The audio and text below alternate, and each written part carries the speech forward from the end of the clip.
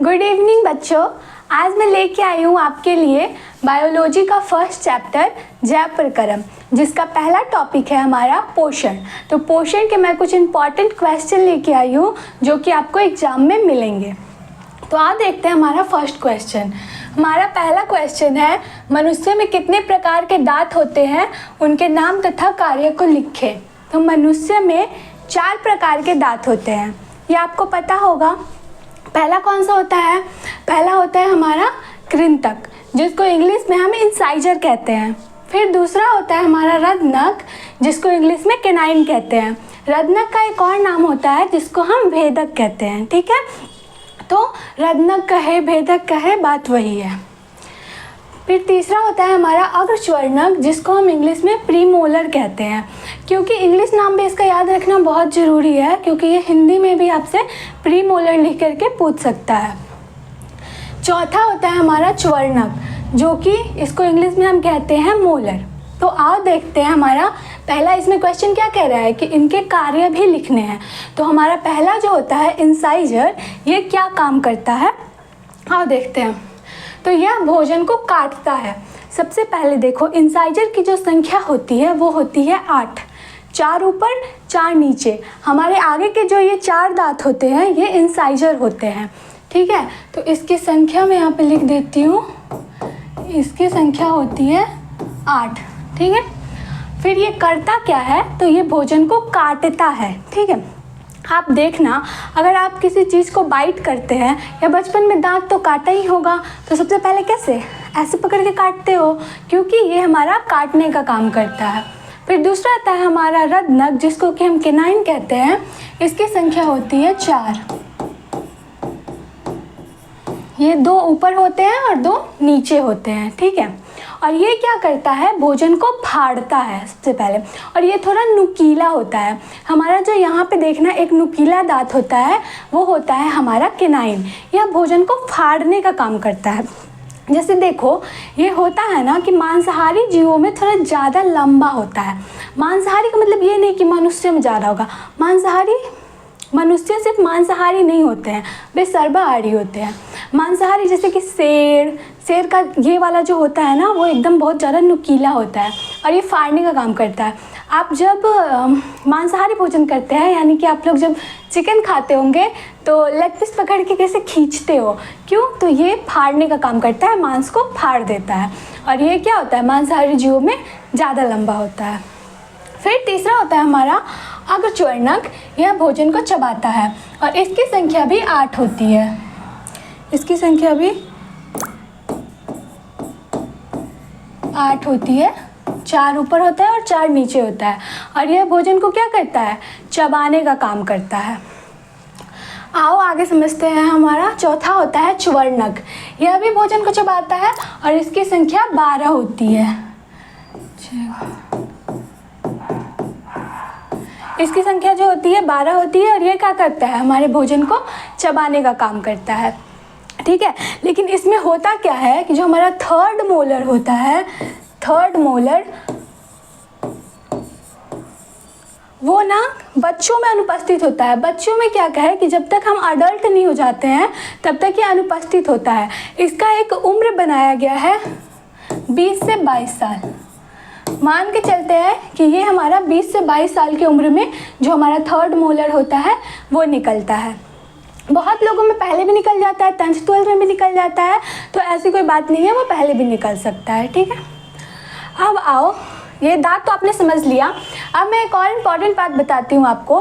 दांत का जो हमारा सबसे बाहरी भाग होता है उसको हम इनामल कहते हैं, यानी जो हमारे दांत का बाहरी भाग है ना, इसको हम इनामल कहते हैं। और ये पूरे शरीर का सबसे कठोर भाग होता है।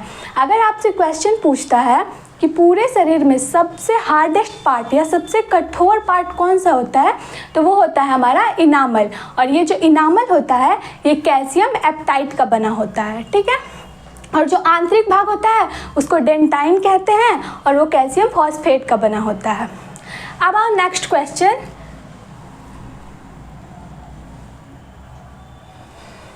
नेक्स्ट क्वेश्चन है हमारा, हमारे आमाशय में अम्ल की भूमिका क्या है। तो सबसे पहले जानो कि हमारे आमाशय में जो अम्ल पाया जाता है उसको हाइड्रोक्लोरिक अम्ल कहते हैं। यहाँ से आपका एक ऑब्जेक्टिव क्वेश्चन भी बनता है, अगर पूछ दे कि आमाशय में पाए जाने वाले अम्ल को क्या कहते हैं तो हाइड्रोक्लोरिक अम्ल कहते हैं। ठीक है, तो हमारे आमाशय में जो अम्ल पाया जाता है उसको हाइड्रोक्लोरिक अम्ल है। यह अम्ल जीवाणुनाशी होता है जो हमारे भोजन के साथ आने वाले बैक्टीरिया को नष्ट कर देता है। देखो, जो हाइड्रोक्लोरिक अम्ल है ये जीवाणुनाशी होता है, यानी कि देखो जब हम भोजन करते हैं तो क्या ज़रूरी है कि उसमें सिर्फ अच्छे पदार्थ ही हमारे बॉडी में आएंगे? नहीं, उसके साथ बहुत सारे बैक्टीरिया भी आते हैं। तो जब हमारा भोजन हमारी आमाशय में जाता है तो हाइड्रोक्लोरिक अम्ल क्या करता है, ये जीवाणुनाशी का काम करता है, उस बैक्टीरिया को नष्ट करके उनको मार देता है। ठीक है, अब आओ, हाइड्रोक्लोरिक अम्ल निष्क्रिय पेप्सोनोजेन को सक्रिय पेप्सिन नामक एंजाइम में बदल देता है। जो पेप्सोनोजेन होता है वो निष्क्रिय अवस्था में होता है, तो हाइड्रोक्लोरिक अम्ल क्या करता है, उस पर वर्क करता है और उसको एक्टिव यानी कि सक्रिय बना देता है। ठीक है, सक्रिय करके पेप्सिन नामक एक एंजाइम बना देता है। और फिर जो हमारे भोजन में प्रोटीन होता है उस पर पेप्सिन एंजाइम काम करके क्या करता है, उसको पेप्टोन में बदल देता है। तो अब समझ में आ गया कि हमारे आमाशय में अम्ल का क्या काम होता है। अब आओ आगे हम तीसरा क्वेश्चन समझते हैं। तीसरा क्वेश्चन है हमारा, कोशिका के 4 कोशिकांग का नाम लिखें। आपको लगता है कि कोशिका हमारे शरीर का सबसे छोटा अंग है, ये बिल्कुल गलत बात है। कोशिका शरीर का सबसे छोटा अंग नहीं है, सबसे छोटी इकाई है। कोशिका के अंदर खुद ही बहुत सारे कोशिकांग पाए जाते हैं, जैसे कि हमारा एक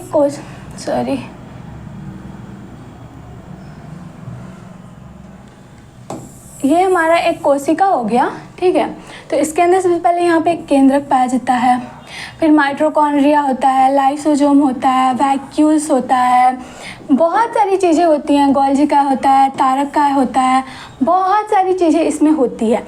तो कोशिका कोशिका हमारे शरीर का सबसे छोटा अंग नहीं है, सबसे छोटी इकाई है, क्योंकि इसके अंदर तो खुद बहुत सारे कोशिकांग पाए जाते हैं। तो ये सबसे छोटा अंग कैसे हुआ? इकाई इसलिए क्योंकि देखो, कोशिका को इकाई इसलिए कहा जाता है क्योंकि हमारा पूरा शरीर कोशिकाओं से ही मिलकर बना है। जैसे कि समझो, अगर आप सब्जी बनाते हैं किसी भी चीज़ का, आलू का सब्जी बनाओ चलो, तो क्या करते हो, अगर आपसे कोई पूछेगा कि किस चीज़ की सब्ज़ी बनाया, अब तो सिर्फ वो आलू की सब्ज़ी नहीं रहती है, उसमें नमक भी रहता है, तेल भी रहता है, मसाले भी रहते हैं, बहुत सारी चीज़ें रहती हैं। लेकिन हम क्या कहते हैं, आलू, तो आलू क्या हुई, उसकी इकाई हुई। वैसे ही कोशिका हमारे शरीर की इकाई है। ठीक है, वो सबसे छोटा अंग नहीं है। तो देखो, इसमें बहुत सारे होते हैं, बहुत सारे कोशिकांग होते हैं। तो 4 का नाम हमसे पूछा है, हमने यहाँ पे लिख दिया। पहला हमारा माइटोकॉन्ड्रिया, दूसरा लाइसोसोम, तीसरा गोल्गी काय, तारक काय। ये सबका अलग अलग काम होता है। ये जब आप कोशिका पढ़ेंगे वहाँ पे बहुत अच्छे से इसको समझाया जाएगा। ठीक है, अब हम आगे का अपना क्वेश्चन देखते हैं। हमारा चौथा क्वेश्चन है, प्रकाश संश्लेषण क्या है, इस क्रिया का रासायनिक समीकरण। ये VBI क्वेश्चन है, बहुत बार पूछा है, इसको कर लो VBI, बहुत बार पूछा गया क्वेश्चन है ये कि प्रकाश संश्लेषण क्या है और इसका रासायनिक समीकरण। तो समझो प्रकाश संश्लेषण है क्या। हरे पौधे के भोजन बनाने की क्रिया को ही प्रकाश संश्लेषण कहते हैं। हमारे हरे पौधे जो होते हैं उनके पास क्लोरोफिल उपस्थित होता है। वो क्या करते हैं, प्रकाश संश्लेषण में सबसे पहले 4 चीज़ों की आवश्यकता होती है। और देखो कौन से होते हैं 4 चीज़ें। सबसे पहले होता है हमारा सूर्य प्रकाश, दूसरा होता है क्लोरोफिल, तीसरा होता है जल और चौथा होता है कार्बन डाइऑक्साइड। ये 4 चीज़ें मिलकर के प्रकाश संश्लेषण की क्रिया करती हैं। सबसे पहले देखो, पेड़ पौधे क्या करते हैं, सूर्य के प्रकाश से ऊर्जा प्राप्त कर लेते हैं, जड़ से जल प्राप्त कर लेते हैं, वायुमंडल से कार्बन डाइऑक्साइड प्राप्त कर लेते हैं और पेड़ पौधों में क्लोरोफिल उपस्थित होता ही है। इन चारों में से अगर कोई भी एक चीज़ ना रहे तो प्रकाश संश्लेषण की प्रक्रिया संभव नहीं है। तो आप समझते हैं, पेड़ पौधे सूर्य के प्रकाश से ऊर्जा प्राप्त कर क्लोरोफिल के उपस्थिति में वायुमंडल से कार्बन डाइऑक्साइड एवं जड़ के द्वारा जल प्राप्त कर अपना भोजन कार्बोहाइड्रेट के रूप में तैयार करते हैं। इस क्रिया को प्रकाश संश्लेषण कहते हैं।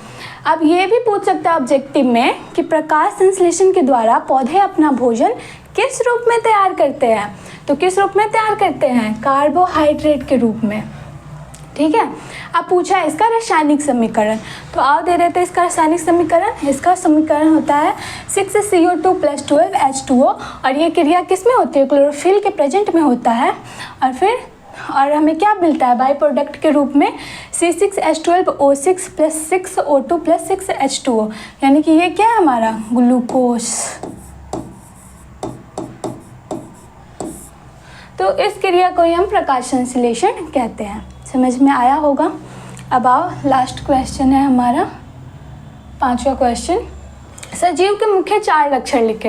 ये क्वेश्चन वैसे आप सबको पता होगा, पर मैंने इसलिए लिया है क्योंकि देखो, अगर पूछेगा सजीव के 4 लक्षण तो आप क्या लिख के आओगे कि मनुष्य सजीव चल सकता है, खा सकता है, नहा सकता है, ऐसे नहीं लिखना है। अब 10th के बच्चे हैं, 10th लायक आंसर लिखेंगे, है ना। तो आप समझते हैं। सबसे पहले हमारा है प्रजनन।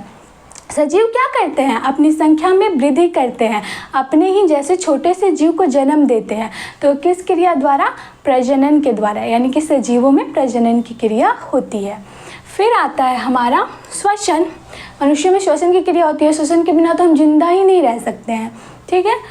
तीसरा है हमारा उत्सर्जन, यानी कि जब हम शरीर में भोजन लेते हैं या कुछ भी हमारे शरीर में जो अपशिष्ट पदार्थ होते हैं जो कि खराब हो जाते हैं, उनको हम उत्सर्जन के द्वारा शरीर से बाहर निकाल देते हैं।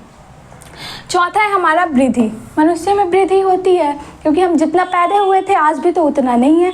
क्यों? क्योंकि हमारे अंदर वृद्धि होती है और मनुष्य का शरीर बढ़ता है। तो मुझे उम्मीद है कि 5 क्वेश्चन आपको बहुत अच्छे से समझ में आया होगा।